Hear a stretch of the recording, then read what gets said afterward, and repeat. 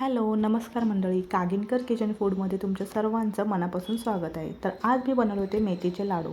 मेथीचे लाडू किती पौष्टिक असतात तुम्हाला तर माहिती आहे. हिवाळ्यामध्ये ना प्रत्येकजण एक तरी मेथीचा लाडू खाल्लाच पाहिजे. तर यामध्ये आपल्याला कंबरदुखी असू दे, सांधेदुखी असू दे, भरपूर सारे असे काही आपल्याला हिवाळ्यात त्रास होतात ना, ते ह्या लाडवांमुळे कमी होतात. तर मी इथे सर्व प्रकारचे ड्रायफ्रूट्स घेतले. त्यामध्ये काजू, बदाम, पंपकिन सीड्स आणि सनफ्लावर सीड्स, नंतर मग डिंक, खोबरं, मखाना आणि खारकेची पावडर आणि थोडंसं आपल्याला गव्हाचं पीठ लागणार आहे. आणि मी 250 ग्रॅम ते गूळ यूज केला आहे. सगळ्यात आधी तरी मोठी कढई घ्यायचं. मोठ्या कढईमध्ये 1-4 चमचे आपण तूप टाकायचं. आता इथे तूप थोडंसं हिवाळ्यात घट्ट होतं, त्यामुळे हे 4 चमचे दिसणार नाहीत, पण 4 चमचे तूप आहे. त्यानंतर काजू, बदाम आणि हे सगळे सीड्स यामध्ये टाकून ना आधी रोस्ट करून घ्यायचं. आता हे सीड्स आपले छान बघू शकता तुम्ही क्रिस्पी झाले आहेत, थोडासा कलर पण चेंज झाला आहे. आता हे काढून घेऊ आणि यानंतर आपल्याला ह्याच तुपामध्ये ना, जसं तूप जास्त आहे त्यामुळे डिंक घेऊ. आता इथं मी डिंक 50 ग्रॅम घेतला आहे. हा डिंक पण छान फुलेपर्यंत, हलका होईपर्यंत परतवून घ्यायचं. आता डिंक तळताना ना आपला गॅस ना मीडियम फ्लेमवर असला पाहिजे, की नाहीतर पटकन करपतो. आता हा पण छान फुलला गेला की हा पण काढून घ्यायचा एका साईडला आणि त्याच तुपामध्ये आपण पीठ भाजून घेणार आहे. इथं मी पीठ नाही म्हटलं तरी पण 150 ग्रॅम इतकं पीठ आहे. 1 वाटी मी पीठ वापरलं आहे, गव्हाचं पीठ आहे. हे पण आपल्याला छान रंग चेंज होईपर्यंत आणि छान असं भाजल्यानंतर ना सुवास येतो तोपर्यंत आपल्याला हे परतत राहायचं आहे. 1-10 मिनटं तरी आपल्याला लागतात. तर गरजेनुसार आपण ह्यामध्ये तूप मध्ये ॲड करत जायचं. आता आधी 2 चमचे तूप होतं, पण मी नंतर आणि परत टाकत गेले 2 वेळा. तर आता सुरुवातीला असा काही कलर होतो आणि नंतर लास्ट स्टेजला ना थोडंसं ब्राऊन कलर, सोनेरी कलर आपल्याला दिसतो. आपल्याला पीस भाजले ना आपोआप आपल्याला समजतं, कारण इतका त्याचा छान सुगंध सुटतो ना घरभर, त्यावरूनच समजू शकता. आता हा बघू शकता, हा फायनल लुक आहे.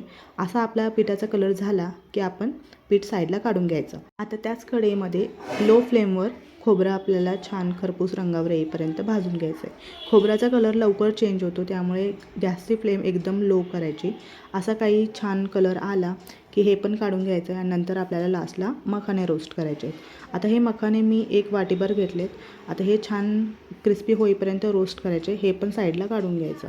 आता सगळे जिन्नस आपले एक एक करून भाजून झालेले आहेत. आता हे थंड करायचं आणि मग वाटून घ्यायचे आहेत. आता आपण सुरुवातीला काजू, बदाम आणि सीड्स वगैरे तळले होते, त्यामुळे हे थंड झालेत.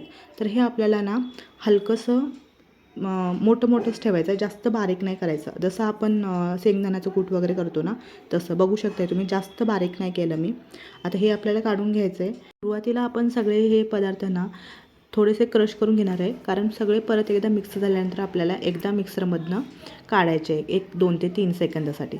तर आता नंतर मी खोबरं घेतलं. खोबरं पण छान बारीक असं करून घ्यायचं. ते पण असं ओबडधोबडच ठेवलं होतं, जास्त बारीक केलं नव्हतं.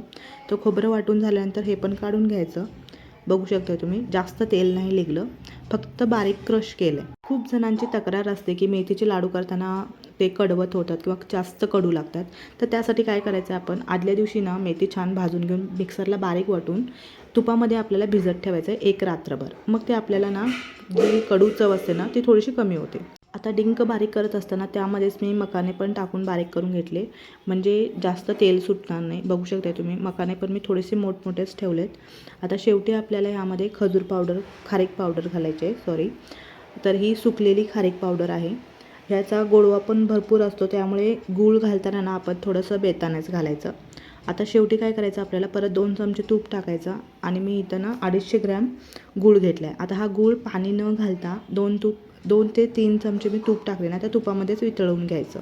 आता गूळ वितळवत असताना महत्त्वाची टिप म्हणजे आपण जे मेथीदाणे भिजत ठेवले होते ना तुपात, ते मेथीदाणे ह्या गुळामध्येच टाकायचे, जेणेकरून तो कडवटपणा असतो ना तो गूळ पूर्ण मारून घेतो आणि जे मेथीमध्ये आपलं तूप राहिलं होतं ना, त्याचं मेथीचं ते तूप पण ह्या गुळामध्ये उतरतं.